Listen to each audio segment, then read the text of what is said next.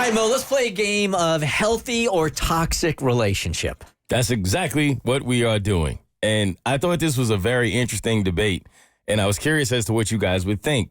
So a friend of mine, a really, really good friend of mine, has another best friend, and he has a birthday coming up. My friend has a birthday coming up, and he was trying to plan a trip to get, like, all of the guys in his life who are really good friends with him to come on this trip.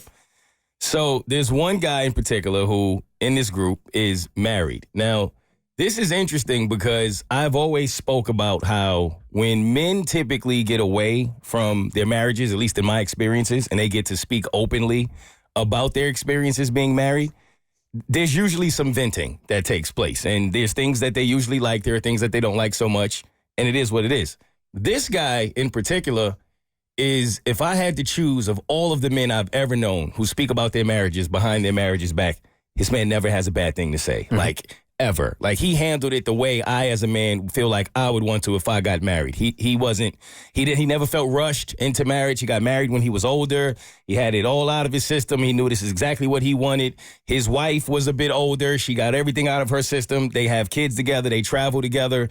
It just feels like the healthiest of relationships. So anytime he really speaks towards his relationship, I'm all ears because I like the way that he speaks to it and the way that he handles it. Mm-hmm. Now, with this trip coming up, when we were talking about this trip, planning this trip a few months ago, a while ago, we had no idea what the destination would be. But at that time, everybody was all in. Like, everybody at the table was like, it's your birthday. This is a big one for you. Let's do it. When you say everybody's all in, these are men, women, these are couples? These are all men. Okay. So it's right. 5 men, 2 are married, 2 are single, 1 is in just a relationship. And so of the 2 married men, one, when he came up with the destination options, which this is my dude, this is what he liked. He likes DR, Colombia, and Brazil. He's picked three good ones. 3 good ones. Uh-huh. Brazil couldn't happen because it's festival. It's tough to get out there and all of the extra stuff. So it was like, DR is close or whatever. Let's just make it DR. Now, when he said the destination, I saw the first married guy go from I'm in to y'all have fun. Yeah. It was pretty fast. It's pretty quick, right? Now, we expected that one. His guy that's in the healthy marriage was like, I don't think I'm going to be able to do that. So it's between the DR and Colombia at this point? Yes. And one of them backed out on DR? Yes. Okay. Now, here's where it's interesting. So we were at the table and we were talking about it, and I was like, how do y'all know that y'all can't go before you even ask? Like, that was the part that was interesting to me. Like, y'all haven't even got home yet to ask the question. Well, sometimes there's conversations that you just don't even want to have. Like, what destination would they be like, oh, yeah, my wife would be cool with that? Somewhere like in North Canada? I asked that as well. Right. And pretty much. Where there are no women, or if there are women, they have to have 7 layers of clothes. Yes. Okay. I think what I have learned is if it's a destination where there are, because there's women everywhere, right? But where there are known to be women, like, it's kind of, that's what people believe you go for, then that's when it causes issues in your home. Now, you just need to take, like, all of South America and just throw it out the window. Never suggest it ever again. That's kind of what I told him. I'm like, because at this point, it's just going to be me and you every time. Like, you're never going to see your other friends, right? You can't even fly over Colombia. No. So it's interesting what you said, Kristen, because some questions are not even worth asking, right? Yeah. That's what it came down to. So when I asked the question of, like, how do y'all even know? Like, y'all don't even give y'all wives a chance to say what, like, she would or would not be comfortable with you doing. That's what he said to me. He was like, Mo, you always say that I have a healthy marriage and that you admire the way that I handle being married as a man. Mm-hmm. A part of that healthiness comes from me knowing when not even to bring things into my household. Mm-hmm. So as much as I get, because I'm looking at it like, this is one of your best friends in the world. This man is turning 40. It's a big deal. It's one of those. This is just where he wants to go. I don't see a world where if that's the case I'm in, mm-hmm. my wife would tell me, you can't go. So I'm going, right? In his mind, he gets my point. He understands where I'm coming from. And he's like, my wife would let me go. She wouldn't say you can't go. But I know that when I come home, I'm going to have to deal with some things mm-hmm. that I wouldn't normally have had to deal with had I just not gone. So he's telling me I can go.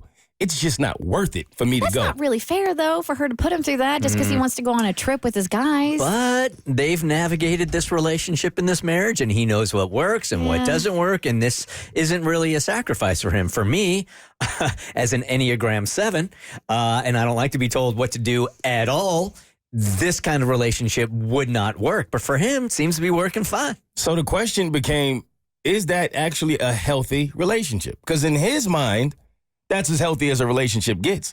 But us, as the guys who are not married and are looking to be married one day, I don't know that you would consider it, is it healthy or is it toxic if you know that you cannot ask your wife to go somewhere because you know it's going to come with some things you don't want to deal with?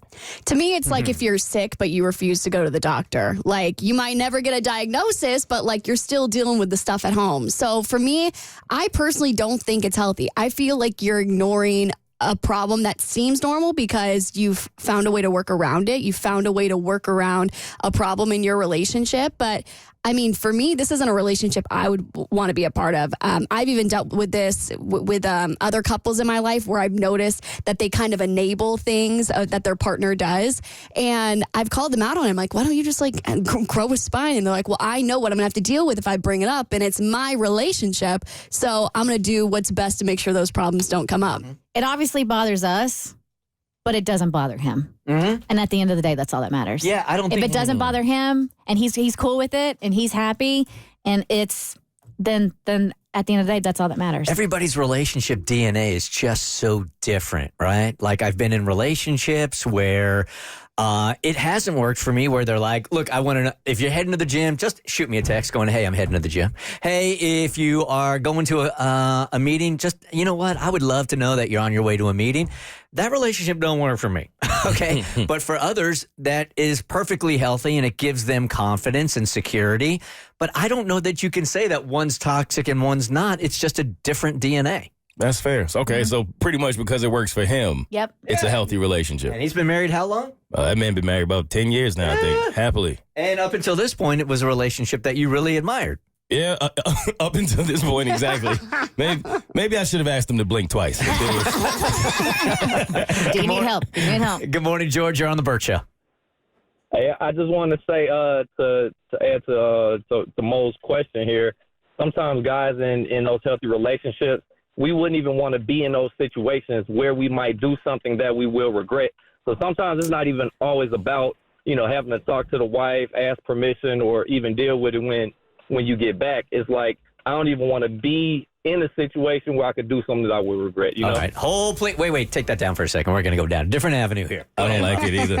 I don't like it. I feel what you're saying, but I feel like when men say that, y'all make us seem like we just have no control over ourselves. Like, That's you crappy. can't put yourself in that kind of environment and actually like not fold to the temptation because we're just animals. Right. Like, I don't like that. Yes. I appreciate that call. I just hate it. I just hate it for men because that is what women are going to hear right there, that a man can't control himself. I want to believe that if you have real love and you have real trust, you could put me in a room with 100 beautiful Colombian women and I'm not doing anything. And I feel like if that message was relayed more from men, then maybe there are a lot of wives who would feel more comfortable in these situations with letting a guy go celebrate his friend's birthday. I do believe you can have full control as a man. For sure you 100%. can. Yes. The Bert Show.